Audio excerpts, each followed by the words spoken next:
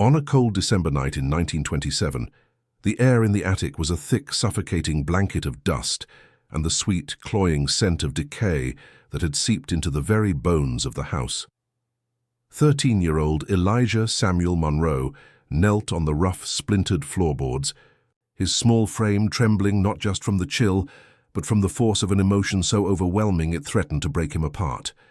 His hands, raw and dirty from weeks of labor, rested on the edge of a newly opened steel door he had found hidden beneath the floor. Inside, nestled in a dry, cedar-lined compartment, lay 12 pristine, velvet-lined cases. He had just opened one to reveal a violin, its wood gleaming like polished honey, signed by a luthier named Friedrich Hoffmann. Beside it was a letter, its first line addressed not to a name, but to a condition: "To the young soul who finds my treasure." It was then that the tears came, hot and silent, because in that moment, Elijah realized that a man dead for 2 decades had left more hope for him in a dusty box than his own living family ever had. This single, powerful moment is a testament to the quiet kindness that can lie dormant in the forgotten corners of our world, waiting for the right person to find it. If you believe that stories like this, stories of resilience and unexpected grace, deserve to be shared, we would be honored if you took a moment to let us know where you are listening from in the comments below. Your support, whether it's through a simple like or by subscribing to the channel, allows us to continue unearthing these narratives. We truly believe this journey is worth following to its conclusion, as the hope found in this attic is only the beginning of a profound transformation, and every detail that follows will deepen its meaning. But to understand the true weight of those tears, to grasp why the discovery of a musical instrument could shatter a young boy's composure so completely, we must rewind the clock. We need to go back 1 month to a relentless, rain-soaked November night. It was on that night that Elijah's uncle, the man who was supposed to be his guardian, threw him out onto the street, with nothing more than the tattered clothes on his back and $7 clutched in his fist. That was the night his precarious existence collapsed, forcing him onto a path of desperation and survival that would ultimately lead him to this dusty, forgotten attic and the legacy sealed within it. This story does not begin with a treasure, but with the complete and utter absence of hope. Elijah Samuel Monroe was a boy shaped by silence and servitude. At 13 years old, he had already lived a lifetime within the 4 years since the sea had claimed his parents, leaving him an orphan in the care of his uncle and aunt, Harold and Mildred Pemberton. Their house, a grim 2-story structure in a working-class district of Savannah, was not a home but a place of transaction. He was an asset, a source of a small state pension, and in exchange for the roof over his head, he provided labor. His days were a monotonous cycle of mending fishing nets in a damp, musty shed and repairing rusted machinery with hands that were perpetually stained with grease. He moved through the house like a ghost, his presence acknowledged only when a task needed doing, his existence measured not in affection or guidance, but in pure, cold utility. His world was confined to the splintered benches of the shed and the cold floor of his small attic room.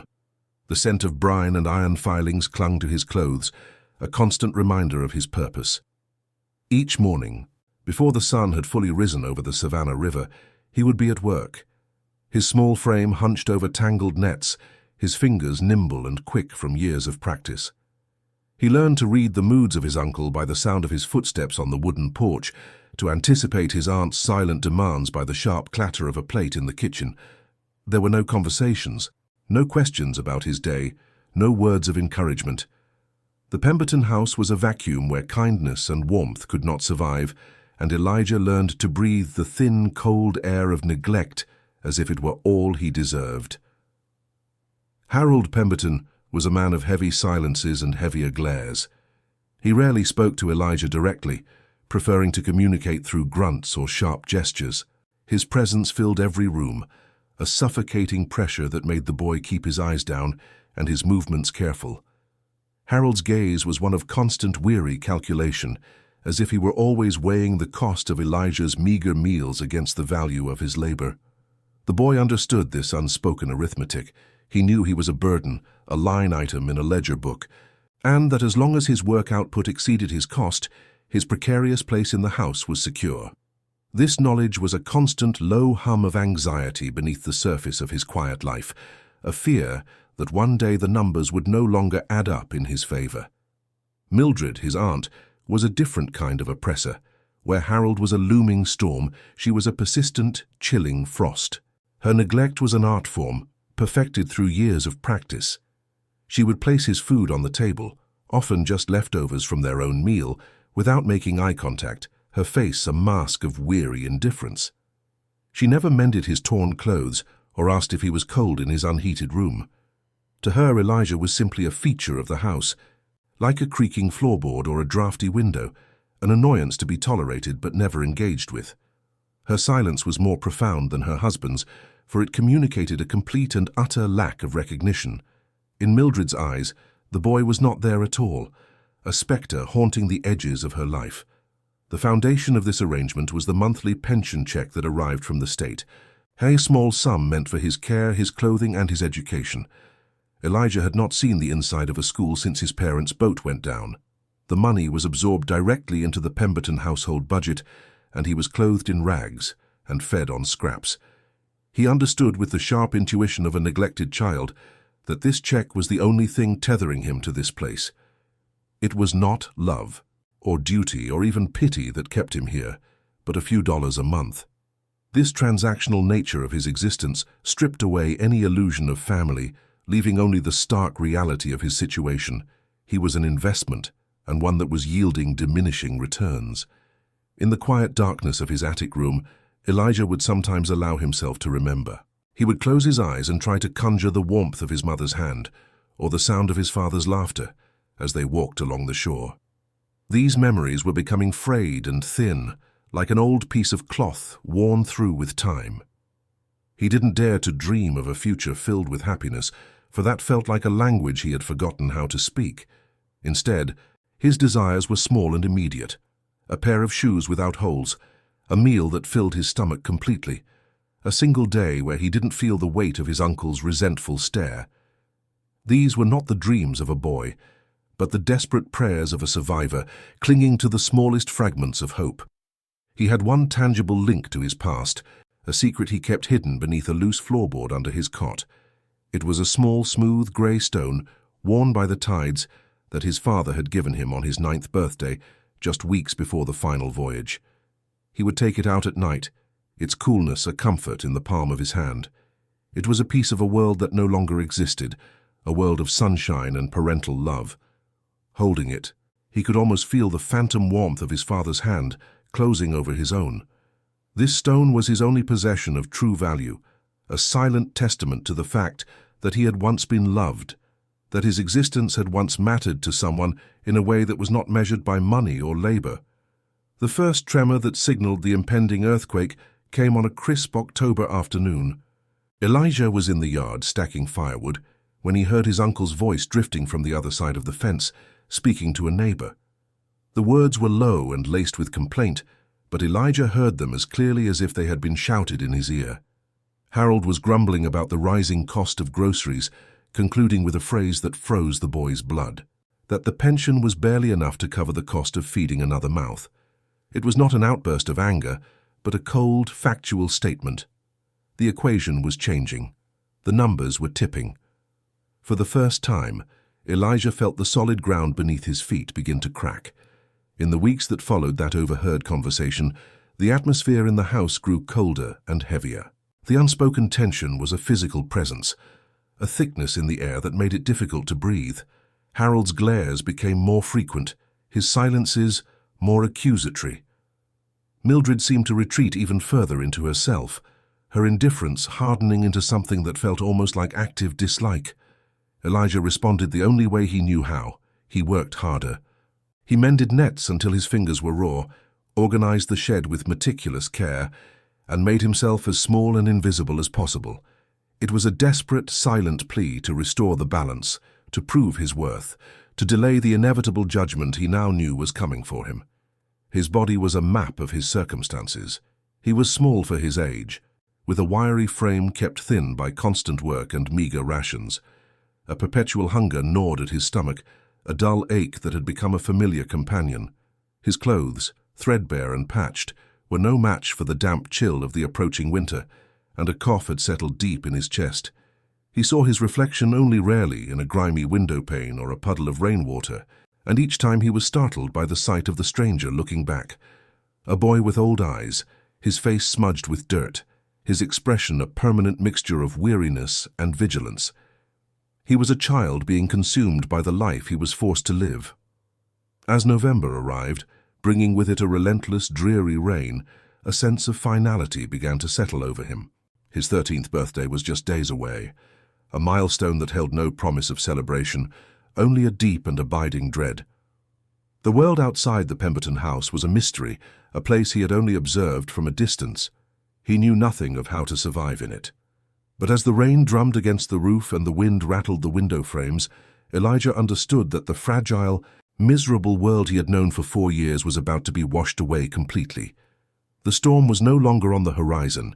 It was here, and he was standing directly in its path, utterly and completely alone. The definitive end to his life at the Pemberton house arrived with the chilling finality of a death sentence, delivered on the night of his 13th birthday.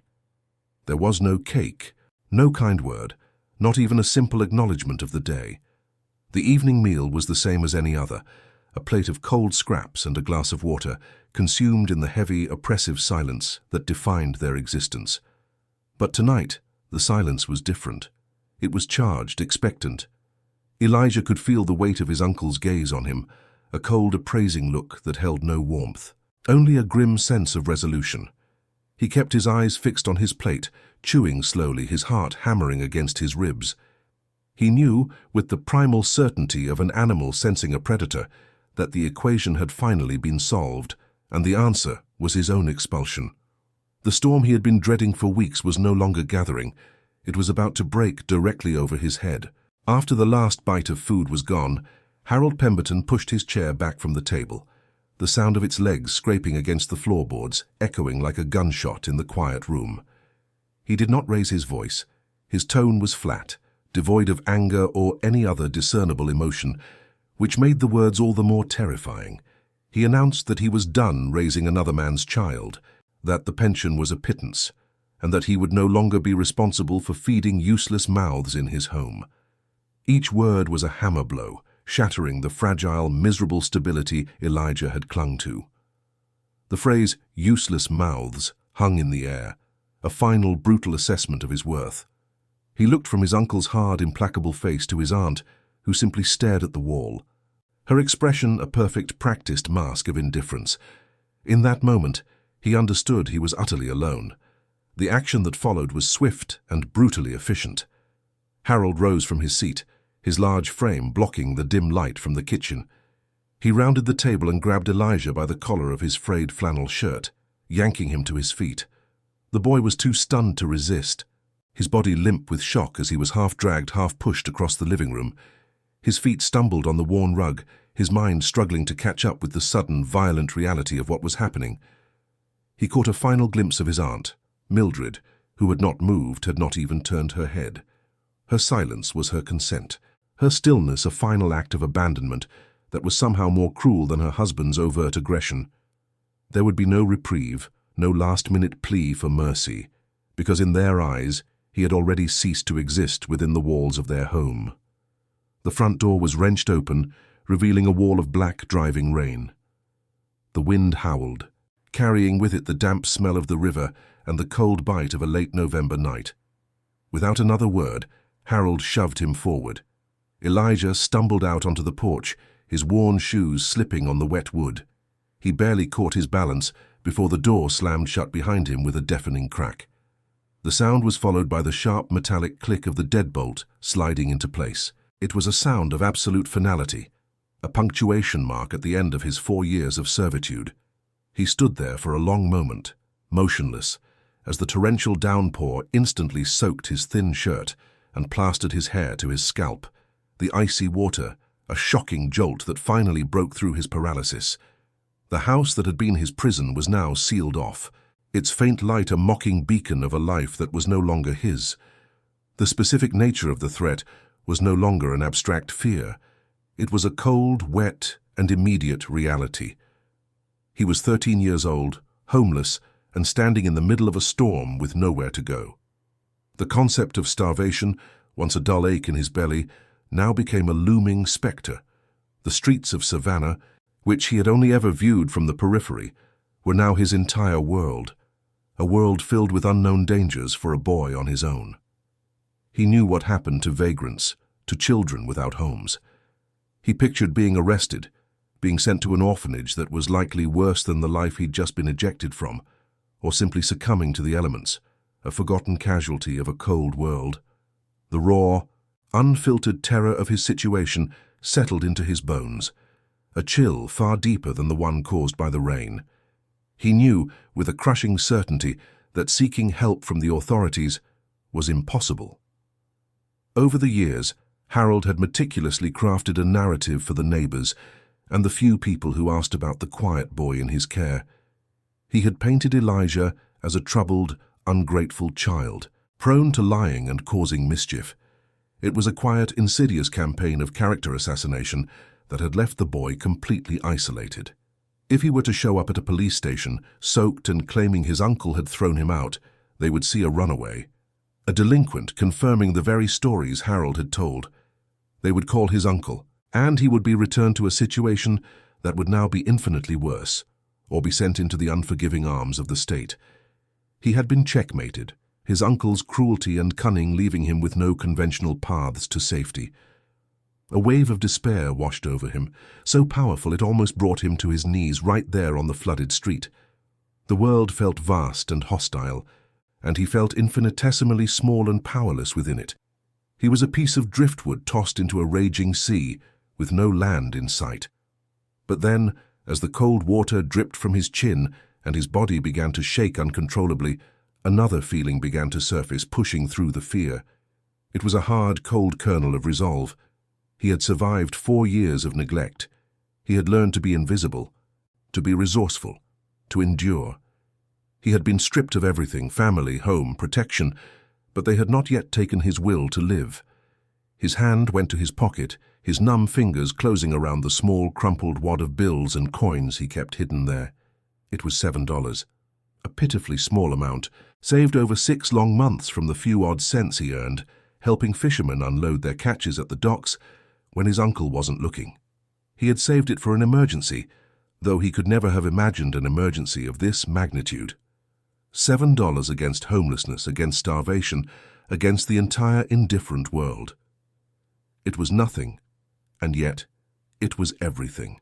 It was the only resource he had that was truly his own. Clutching the damp money in his fist, a flicker of agency ignited within him. His uncle had thrown him out, but he had not left him with nothing. He had left him with this small sum, a testament to his own foresight and resilience.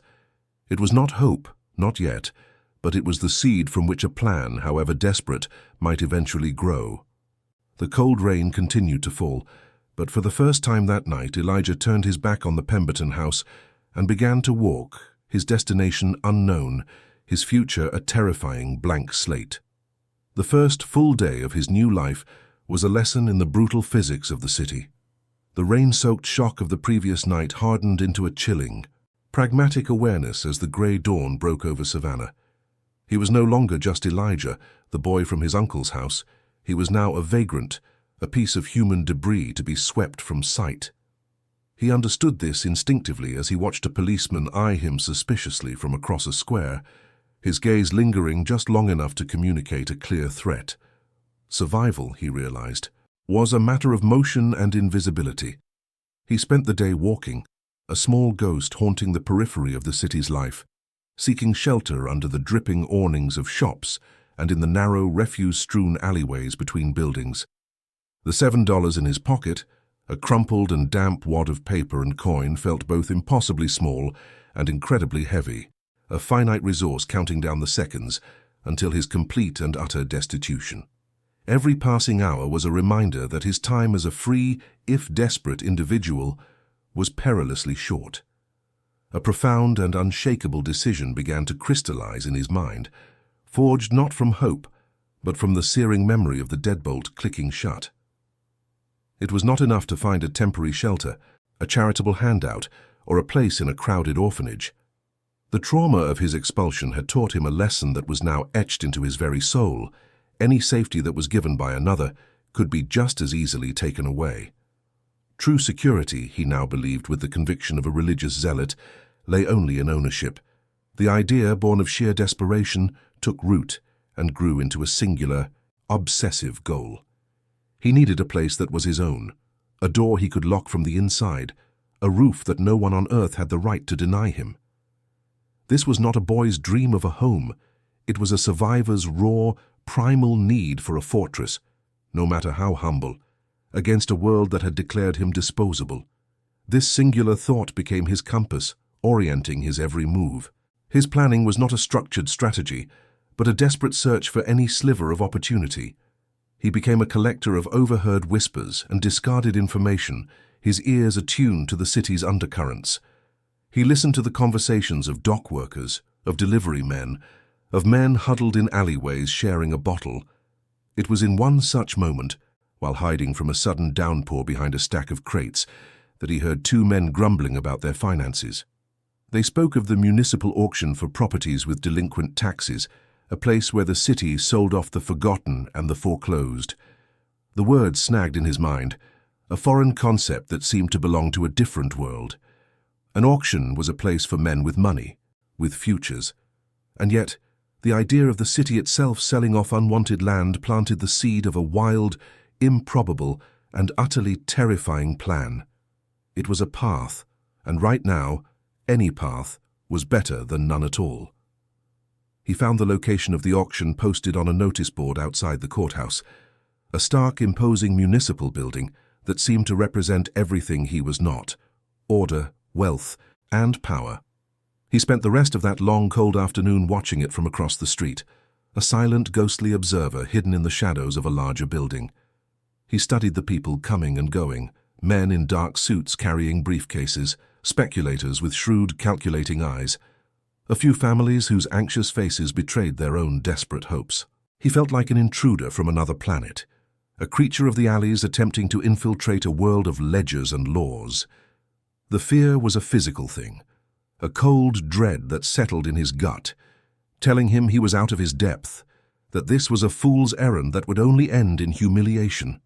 He clutched the $7 in his pocket, the paper now damp with sweat, and confronted this fear head-on.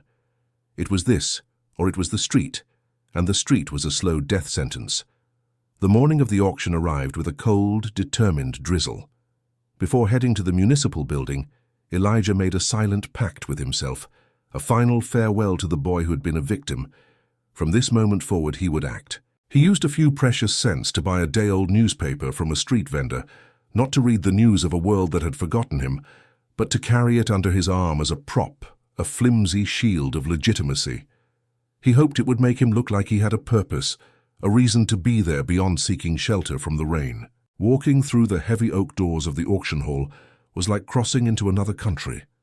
The cavernous room smelled of old paper, damp wool coats, and the low murmur of dozens of serious conversations.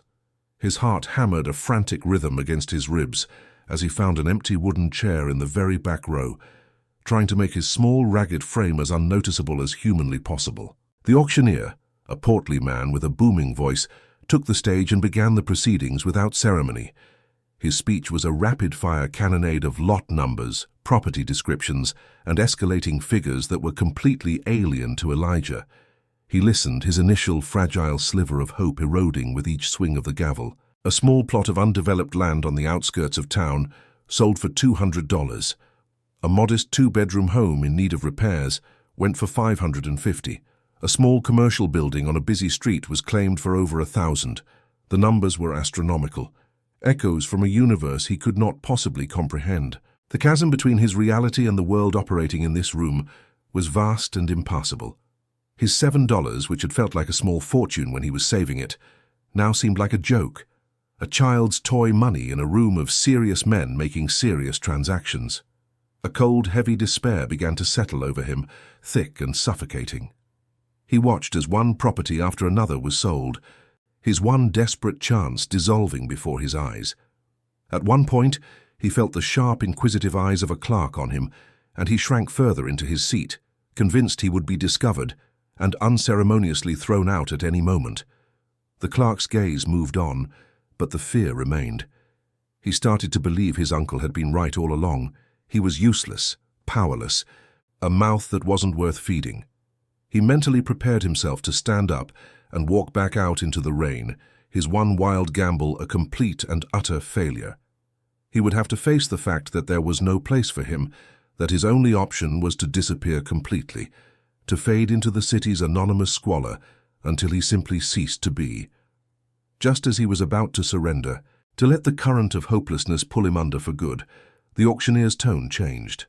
He sighed, a sound of professional weariness, as he presented the final lot of the day. His voice was flat, almost dismissive. "Lot 117, he announced. "The old Hoffman place on the east side."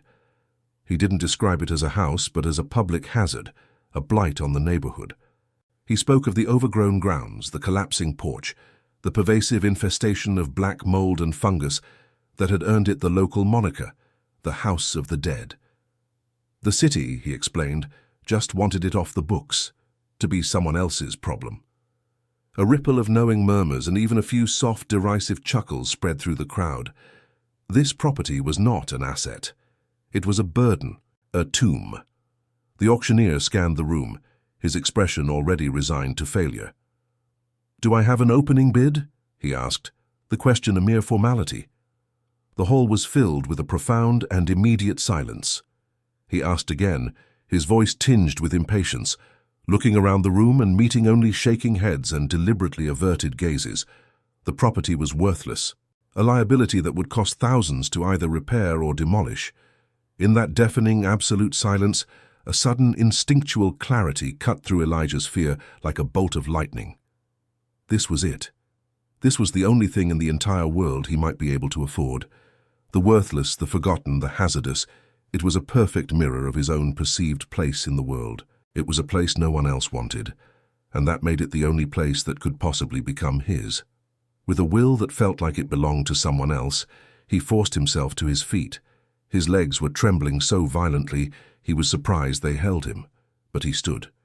He opened his mouth to speak, but the only sound that came out was a small, reedy squeak, swallowed by the vastness of the hall.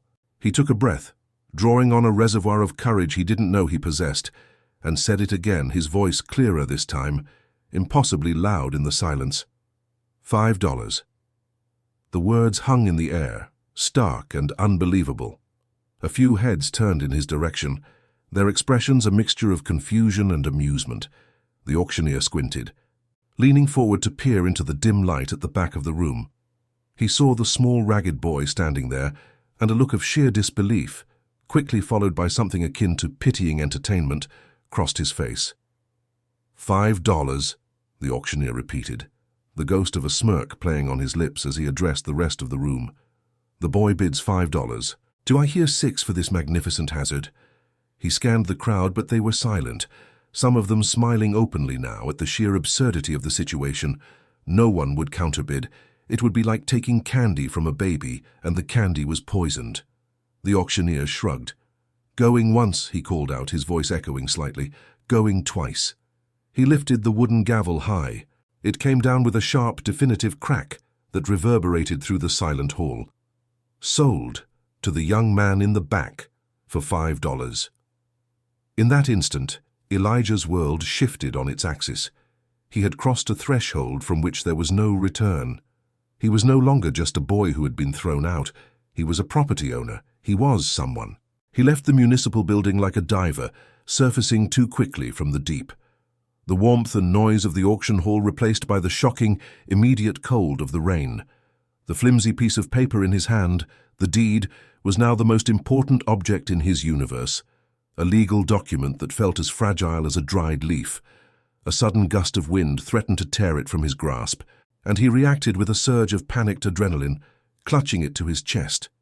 He quickly unrolled the damp newspaper he still carried and wrapped the deed inside it, a pathetic but necessary shield against the downpour. For a staggering moment, standing on the courthouse steps, the full weight of his decision crashed down on him. He owned a house no one wanted, a house that was reportedly a hazard to public health, but it was his. The terror and the triumph were so intertwined he couldn't tell them apart. The journey to the east side was a disorienting trek into an unknown country. The auctioneer's description had been vague, a street name and a general location, and Elijah navigated by instinct and the shifting character of the city around him. He walked with a determined, head-down pace, the newspaper-wrapped deed held tightly under his arm. The familiar avenues of the city center, with their brick-fronted shops and gas lamps, soon gave way to narrower streets where the buildings were older and closer together, their facades stained with soot and time. The rain sluiced down the cobblestones, collecting in deep, murky puddles that soaked his already ruined shoes. Every corner he turned seemed to lead him deeper into a part of Savannah he had never seen, a place of quiet neglect where the city's prosperity had not reached. He was moving from one form of abandonment to another, a ghost drifting toward his own private tomb. He became lost twice. The relentless rain obscured street signs, and the uniform grayness of the sky offered no sense of direction. At one point, he followed a street that curved and narrowed until it ended abruptly in a high brick wall, a dead end smelling of refuse and wet coal ash. A wave of frustration and fear, cold and sharp, washed over him. He was wasting time, burning the last of his meager energy on a fool's errand. He leaned against the rough, slick brick, his breath coming in ragged puffs of white vapor, and fought the urge to simply sit down and give up. But the memory of his uncle's face, of the door slamming shut, was a sharper pain than the cold.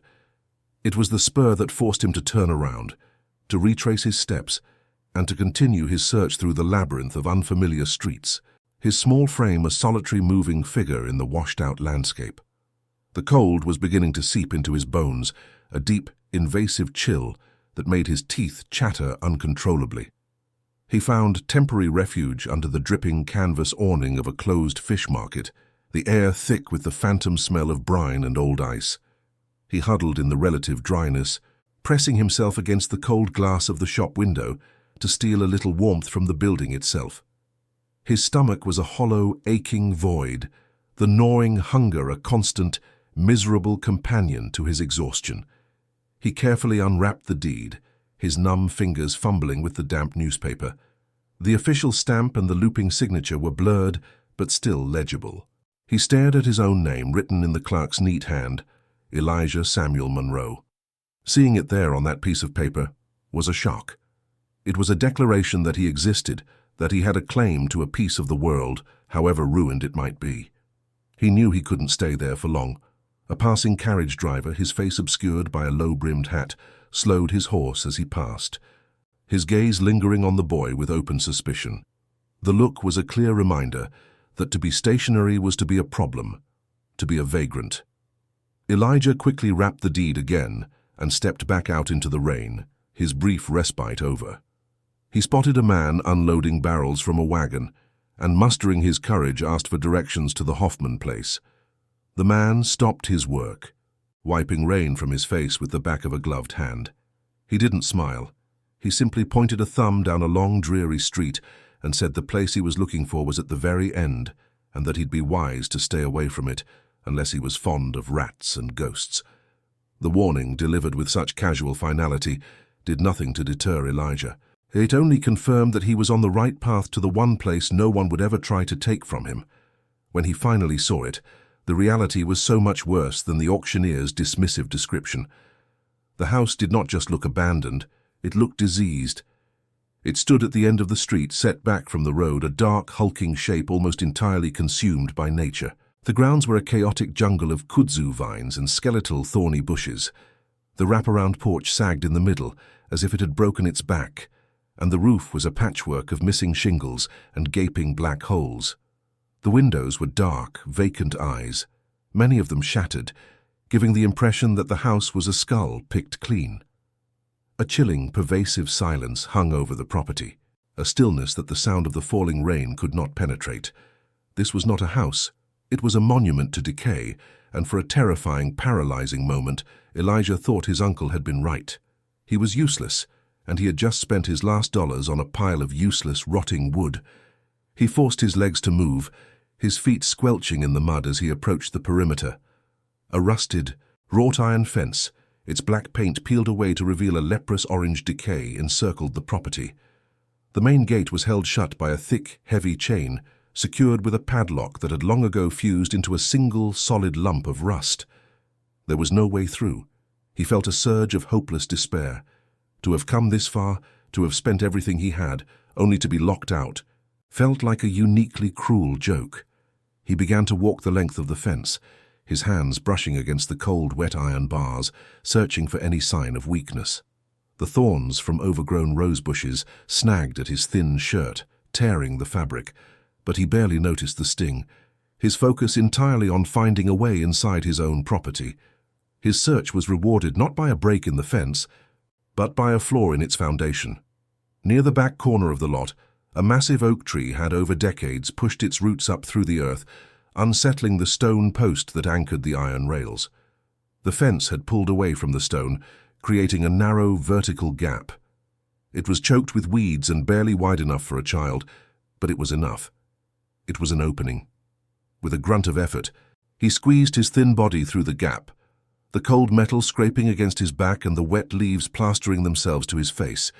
He stumbled out onto the other side, inside the fence, his heart pounding with a small, defiant victory. He was no longer an outsider looking in. He was a trespasser on his own land, a king who had just breached the walls of his own crumbling castle. The journey from the fence to the front porch was a short but treacherous expedition. The yard was a snare of hidden roots and slick, moss-covered stones. He moved slowly, cautiously, his eyes scanning the ground in the dim, grey light. The air beneath the canopy of overgrown trees was still and smelled of wet, mulching leaves and rich, dark earth.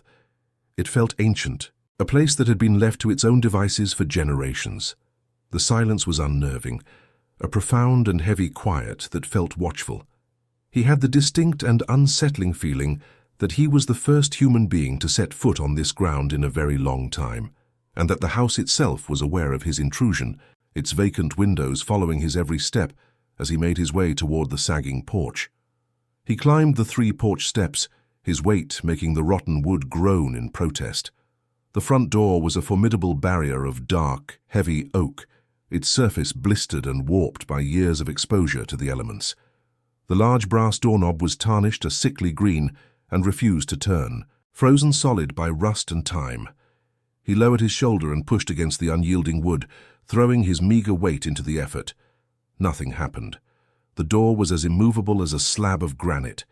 He could feel a fresh wave of panic rising in his throat. What if he couldn't get in? What if he was trapped outside in the yard, locked out of a house he owned but could not enter, forced to spend the night in the cold, driving rain? He refused to accept defeat. Not here, not at the final threshold. He took a few steps back on the groaning porch, took a deep, steadying breath, and launched himself at the door. His shoulder connected with the wood with a jarring, painful thud. For a second nothing happened, and then he heard it, a sharp, splintering crack. It wasn't the lock, but the door jamb itself, the wood of the frame giving way. Hope surged through him. He did it again, throwing every ounce of his desperate strength into the collision. This time the crack was louder, and the door shifted inward by a few inches, scraping heavily against the floor inside. He wedged his fingers into the gap and pulled, the rough, splintered wood digging into his skin, until the opening was wide enough for him to slip through. The moment he stepped inside, the world changed. The roar of the rain was instantly reduced to a distant, muffled drumming. The air inside was still, thick, and colder than it had been outside, heavy with the oppressive smell of a place that had been sealed for decades, a complex and suffocating aroma of mildew, dust, and the deep, sweet scent of rot. It was profoundly dark, the only light filtering through the grimy, vine-covered windows of the foyer, casting the space in a murky, underwater gloom. He could just make out the shape of a grand staircase rising into the darkness and the ghostly outlines of furniture draped in white cloths, looking like sleeping, shrouded giants. The silence in the house was absolute, an echoing void that seemed to swallow the sound of his own ragged breathing. He turned and pushed the heavy door, closing it as much as it would go, plunging the foyer into an even deeper darkness. He stood with his back against the wood, every muscle in his body trembling from cold exhaustion and the sheer overwhelming shock of it all. He was soaked to the skin, His stomach was a tight knot of hunger, and he was standing in the heart of a decaying ruin that was probably more dangerous than the street he had just left. But he was out of the rain. He was behind a door that he had opened himself. He was standing on a floor that belonged to him. The terror of his situation was a living thing, a cold beast sitting in his chest. But for the first time in 4 years, he was not in a place where someone could tell him to leave. In the most profound and terrifying way imaginable, he was finally home. The first month in the House of the Dead was a brutal, solitary war waged against decay. By the first week of December, the relentless labor had transformed Elijah from a terrified boy into a hardened survivor. The structure was no longer a tomb but a fortress, his fortress. He had spent his last $2 not on food, but on a massive jug of vinegar and a bag of coarse salt, scrubbing the black mold from the walls until his arms ached and his lungs burned, a rag tied over his face as a makeshift mask. He had scavenged discarded slate tiles from a demolition site on the other side of town, carrying them back 2 at a time to painstakingly patch the gaping holes in the roof. The constant drip of rainwater that had once been the house's heartbeat had finally been silenced. He ate what he could find, discarded produce from behind the city market, a half loaf of stale bread given in a rare moment of pity by a baker. He was thin and perpetually cold, but for the first time in his life, he slept under a roof that was unequivocally his. His final frontier was the attic, a space so choked with debris and the ghosts of the past that he had sealed it off until the rest of the house was secure. Now, it was time. Prying open the door at the top of a narrow, creaking staircase was like opening a sarcophagus. The air that billowed out was a physical entity, a thick, suffocating cloud of dust so ancient it felt granular on the tongue. The temperature dropped by 10 degrees, the chill clinging to the very bones of the house. Light struggled to pierce the grime on a single dormer window, illuminating a chaotic landscape of broken furniture, rotted trunks and cobwebs as thick as cotton shrouds. It was the heart of the house's long neglect, a final, daunting challenge he had to conquer to truly claim his home. He took a deep, steadying breath of the cleaner air from the hallway below and stepped into the gloom, armed with a scavenged shovel and an unyielding resolve. The work was slow and exhausting. Each shovelful of debris was heavy with the dampness of 100 seasons, a compressed history of neglect that he hauled, bucket by bucket, down the narrow stairs and out into the overgrown yard. He worked in a focused silence, the only sounds the scrape of his shovel against the floorboards, the splintering of rotted wood, and his own ragged breathing. He was not just clearing a space, he was performing an exorcism, driving out the spirits of decay and abandonment that had resided there for decades. He felt a grim satisfaction with every square foot of floor he uncovered, with every piece of ruined furniture he dragged away. This was the final room, the highest point of his small kingdom, and he would not rest until it was as clean and as solid as he could possibly make it, a true sanctuary from the world that had cast him out. It happened late in the afternoon on a cold Tuesday. The light from the single window had faded to a weak grey luminescence, and Elijah was working in the far corner of the attic, clearing the last significant pile of refuse. He was tired, his muscles screaming in protest, moving on autopilot. He plunged the shovel into the soft, mulch-like layer of debris on the floor, and instead of the familiar, dull thud of wood, he was met with a harsh, metallic clang. The sound was so alien, so out of place in this world of rot and dust, that it jolted him from his stupor. The impact sent a painful vibration up the shovel handle and into his arms. He froze, every sense suddenly on high alert. He stood perfectly still in the deepening shadows, listening. The house was silent. The city outside was a distant, muffled hum. But in that corner, something solid and unyielding had just announced its presence. His exhaustion vanished, replaced by a surge of adrenaline that made his heart pound against his ribs. He dropped to his knees on the rough, splintered floorboards, the cold seeping through the thin fabric of his trousers. He tossed the shovel aside and began to dig with his bare hands, his fingers clawing through the damp, musty debris. He felt it almost immediately, a flat, cold surface unnaturally smooth beneath the layer of grime. It was not a misplaced pipe or a discarded piece of machinery. It was something intentional. He worked with a frantic energy, his breath coming in short, sharp puffs of white vapor in the frigid air. He scraped and pulled at the surrounding detritus until he had uncovered a dark, metallic edge. He could feel his pulse throbbing in his fingertips as he realized he was looking at a corner, the precise 90-degree angle of something that had been deliberately constructed and concealed. He scrambled to his feet and retrieved the crowbar he had found in the shed, a tool that had become an extension of his own will. He used it to pry up the surrounding floorboards, the old nails groaning as they surrendered their grip. One by one, the rotten planks came free, revealing the secret they had guarded for decades. There, set flush into the subfloor, was a square steel door, roughly 3 feet by 3 feet. It was thick, solid, and utterly unexpected. The sight of it sent a shiver down his spine that had nothing to do with the cold. This was not part of the house's original construction. Someone had gone to great expense and effort to install this, to hide it away from the world beneath layers of flooring and debris. 100 questions flooded his mind, but one rose above all others.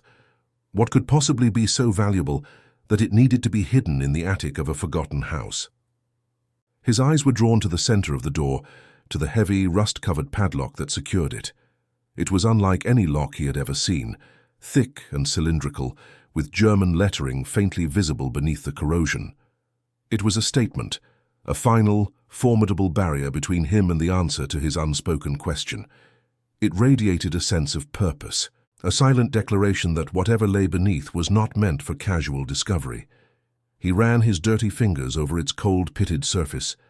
This was not a simple lock to keep out pests or curious children.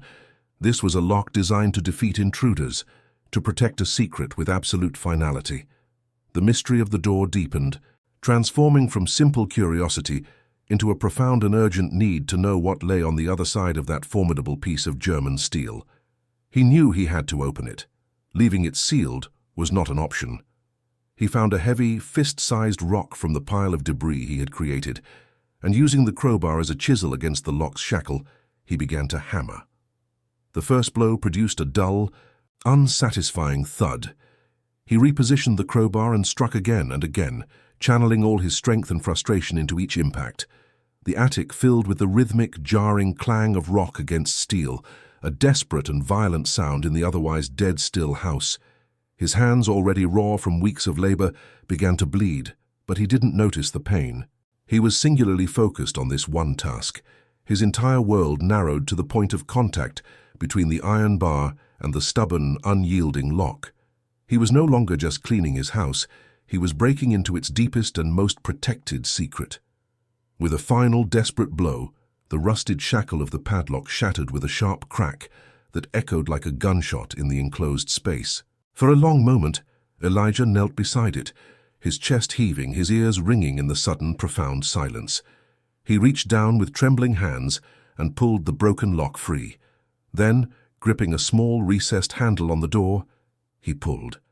The heavy steel door resisted, its hinges frozen by time, but then it began to move with a low, groaning protest. He lifted it up and back, revealing a square, dark opening in the floor. But the air that rose to meet him was not the smell of damp earth or more rot.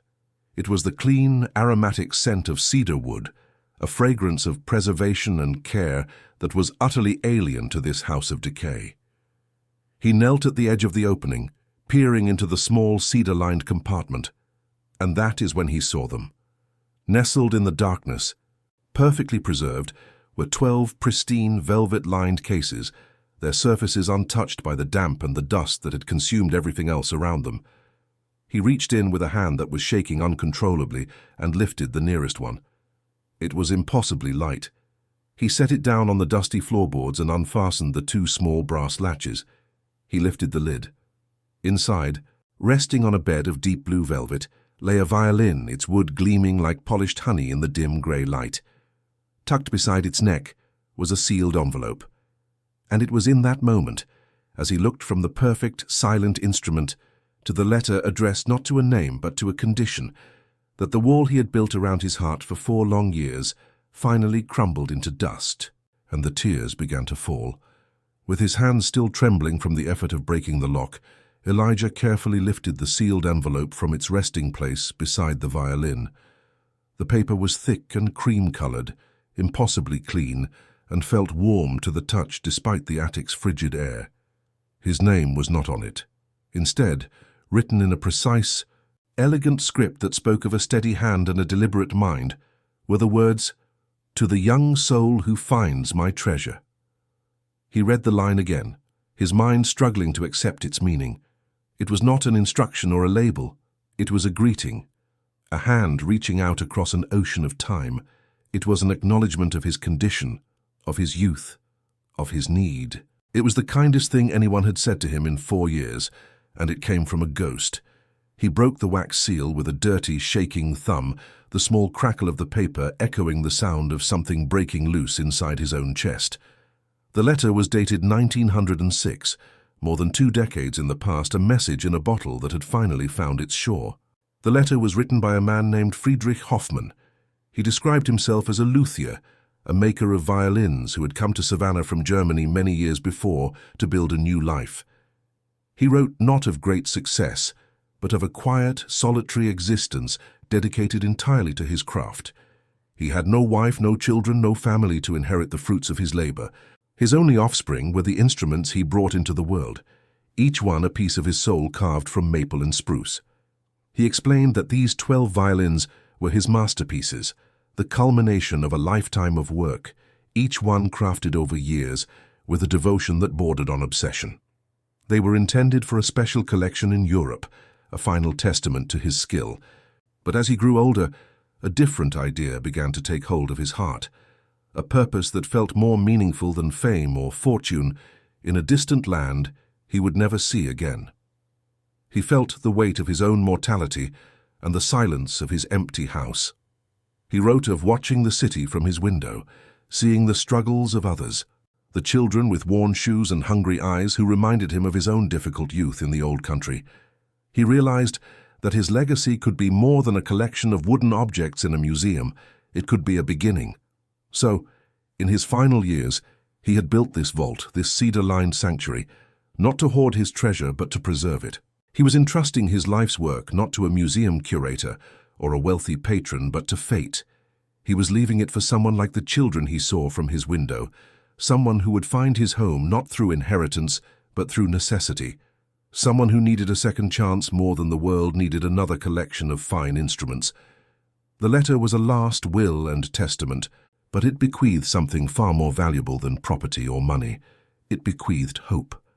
Elijah's eyes scanned the page, his vision blurring through the tears that now flowed freely, dripping from his chin onto the precious paper.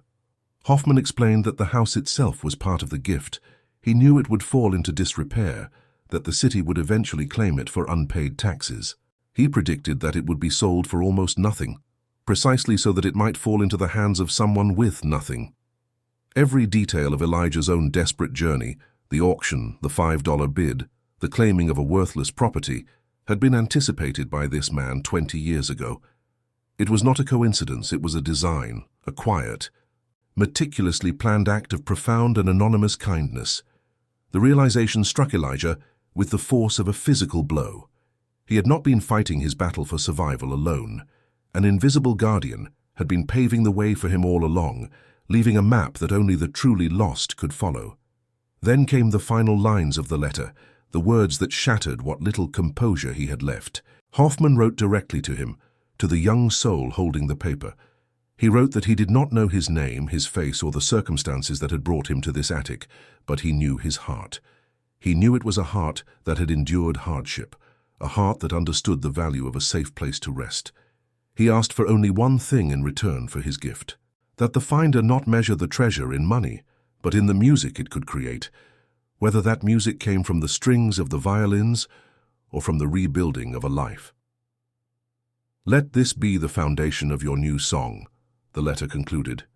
"You are not forgotten." Elijah's knees gave out and he sank to the floor, the letter clutched in his hand, a sob tearing through him, raw and loud in the silent, dusty attic. He was not crying from sadness, but from the overwhelming, painful, beautiful shock of being seen. He sat there for a long time, the tears subsiding into a state of quiet, stunned reverence. He reread the letter a dozen times, his fingers tracing the old elegant script as if to absorb the kindness through his skin. He had been an object for 4 years, thou tool a line item in a budget. He had been a useless mouth, but to Friedrich Hoffmann he was a young soul. He was the inheritor of a legacy, the keeper of a dream. This single act of faith from a dead man had given him something his living relatives had systematically stripped away, a sense of his own worth. The violins were not just valuable objects, they were proof. They were evidence that a stranger, separated from him by a generation, had believed he was worthy of a future, worthy of a new song. He gently placed the letter back in the case and closed the lid, a silent promise forming in his mind to honor the man who had seen him when no one else would. It was in this state of quiet transformation that he heard a soft, hesitant knock at the front door downstairs. The sound was so unexpected it made him jump. No one ever came to this house. He crept down the narrow attic stairs, his heart pounding with a new kind of fear, not of being caught, but of this sacred moment being interrupted. He peered through a crack in the warped front door and saw an elderly woman standing on the porch, holding an umbrella against the light drizzle. It was Mrs. Beatrice Harrington, a retired music teacher who lived a few houses down the street. She explained through the door that she had been watching him for weeks, seeing a young boy working alone from dawn until dusk, with a determination that both worried and impressed her. She had finally gathered the courage to come and make sure he was all right. Hesitantly, Elijah opened the door. He didn't know what to say, how to explain the impossible thing that had just happened to him. But Mrs. Harrington's eyes were kind, and seeing his tear-streaked face, she did not ask questions. Instead, she simply offered him a small loaf of bread she had brought. It was in that moment, seeing the simple, direct kindness in her face, that Elijah knew he could trust her. He led her inside, back up to the attic, and showed her the open vault, the 12 cases, and the letter. As she read Hoffmann's words, her own eyes filled with tears. A professional musician and teacher, she understood the significance of what she was seeing far better than he did. She recognized Hoffmann's name as a master luthier of his era, a name whispered with reverence in certain circles, but whose final works had been considered lost to time.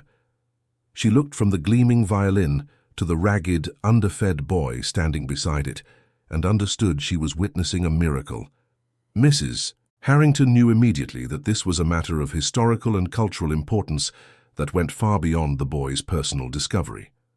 With a gentle but firm resolve, she explained to Elijah that they needed to contact the right people, people who could protect both him and the luthier's legacy. She made her way to the city telephone office and placed a call to a curator she knew at the Savannah Museum of Fine Arts.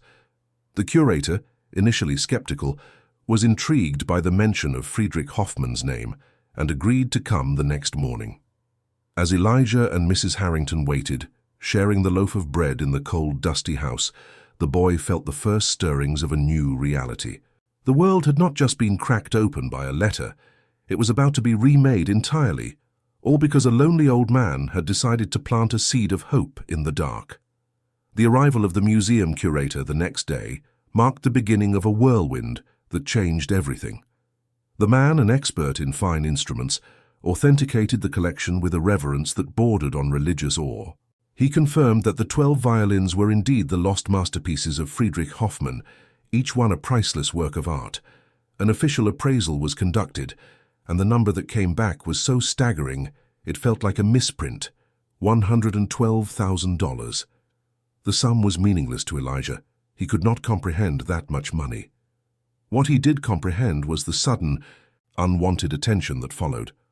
The news of the discovery spread through the city like wildfire, and with it came the arrival of Harold and Mildred Pemberton, their faces a grotesque mask of feigned concern and raw, undisguised greed, ready to claim their nephew and his newfound fortune.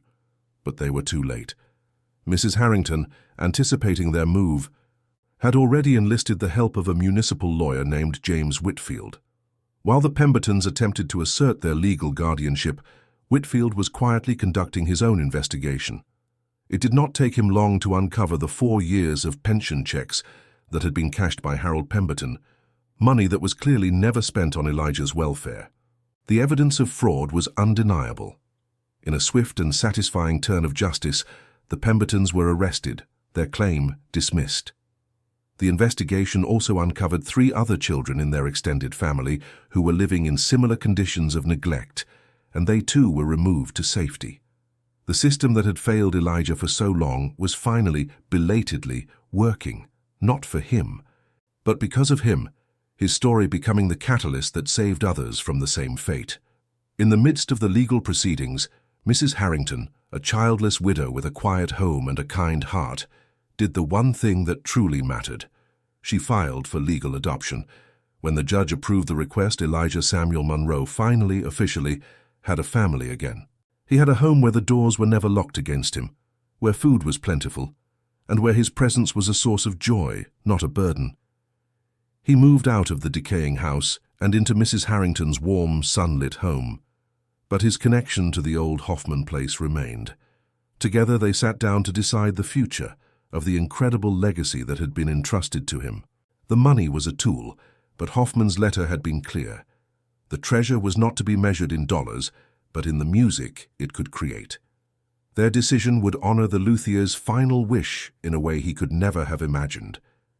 They sold just 2 of the 12 violins, raising the incredible sum of $40,000.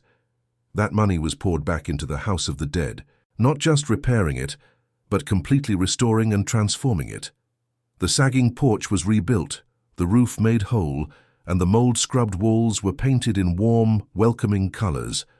The house that had been a symbol of decay and abandonment was reborn, its rooms filled not with dust and silence, but with the eager sounds of learning. It became the Monroe Hoffman Conservatory of Music, a school dedicated to providing free musical education to the underprivileged youth of Savannah. For all the other children who, like Elijah, had been told they were worthless. Over the next decade, Elijah's life became the new song that Friedrich Hoffman had wished for him. He learned to play on the master's instruments, his fingers, once raw from mending nets, now flying across the strings with a skill and passion that was his birthright. He discovered he had a gift not just for playing, but for teaching, for sharing the magic that had saved him. He eventually became the conductor of Savannah's first youth orchestra, its members drawn from the very conservatory he had helped create. He would often stand in the main hall of the restored house, looking at a small framed portrait of the German luthier, the man who had reached across time to offer a hand to a boy he would never meet. The treasure was not the money. The treasure was the second chances, the hundreds of new beginnings, the symphony of young lives being rewritten, all echoing from the quiet, hopeful legacy of a lonely violin maker.